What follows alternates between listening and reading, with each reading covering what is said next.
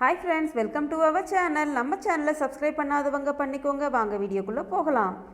இப்போ இருக்கிற ரொம்பவும் ஃபேமஸான ஆக்டர்ஸ் எல்லாம் ஸ்டார்டிங்கில் படங்களில் ரொம்பவும் சின்ன சின்ன ரோல்களில் வந்திருக்காங்க. அதே மாதிரி டேரக்டர்ஸ், அதாவது இப்போ பெரிய லெவலில் இருக்கிற டேரக்டர்ஸ் ஆரம்ப காலத்தில் படங்களில் ரொம்பவும் சின்ன ரோல்ஸ்லாம் பண்ணியிருக்கிறாங்க. அது எது எதுலான்னு பார்க்கலாம். சங்கர் அவர்கள் 1990 ரிலீஸ் ஆன சீதான்ற ஒரு படத்தில் சில சீன்களில் வந்திருப்பாரு. உண்மையிலேயே உங்களை நாய் நினைச்சிட்டாங்களோ என்னவோ. அதே மாதிரி நெத்தியடி படத்துல எஸ்.ஜே. சூர்யா அவர்கள் ஒரே ஒரு சீன்ல மட்டுமே வந்திருப்பாரு. அது இல்லங்க, உங்களுக்கு விஷயம் தெரியாதா? இதுலதான் பூச்சுலவா படத்துல ஏ.ஆர். முருகதாஸ் இருப்பாரு. நீங்க நினைச்சு பார்த்திருக்கீங்களா? ஆமாங்க, இந்த ஒரு சீன்ல மட்டும் ஏ.ஆர். முருகதாஸ் அவர்கள் வருவாரு.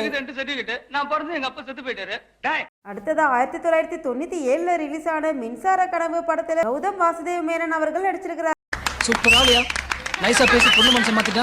ஏ.எஸ். ரவிக்குமார் அவர்கள் ரொம்பவும் ஃபேமஸ் ஆனதுக்கு அப்புறம் அவருடைய படங்கள்ல ஏதாவது ஒரு சீன்ல வருவாரு. ஆனா 1990 ரிலீஸ் ஆன புது வசந்தம் அப்படின்ற படத்துல ஒரு செக்யூரிட்டி கார்டு மாதிரி நின்று இருப்பாரு. ரஞ்சித் அவர்கள் சென்னை 28 படத்துல நடிச்சிருக்காருன்னு சொன்னா நம்புவீங்களா? ஆமாங்க, இந்த ஒரே ஒரு சீன்ல மட்டுமே விளையாடிட்டு இருக்கும் போது கிரவுண்ட்ல இந்த ஒரே ஒரு சீன்ல மட்டுமே அவர் வந்திருப்பாரு. மிஸ்கின் அவர்கள் இப்போ நிறைய படங்கள்ல நடிக்க ஆரம்பிச்சிட்டாரு. ஆனா அவர் முதல்ல விஜய் நடித்த யூத் படத்துல சின்ன ரோல் பண்ணியிருக்கிறாரு. அடுத்ததா பேரரசு அவர்கள் எதிரும் புதிரும் படத்துல கவுண்டமணி அவர்களோடு சேர்ந்து ஒரே ஒரு சீன்ல வந்திருப்பாரு. அதுக்கு காரணமே ரத்தம் கொடுத்தாரு உங்க நண்பர் ஈஸ்வர் அவர்தான்.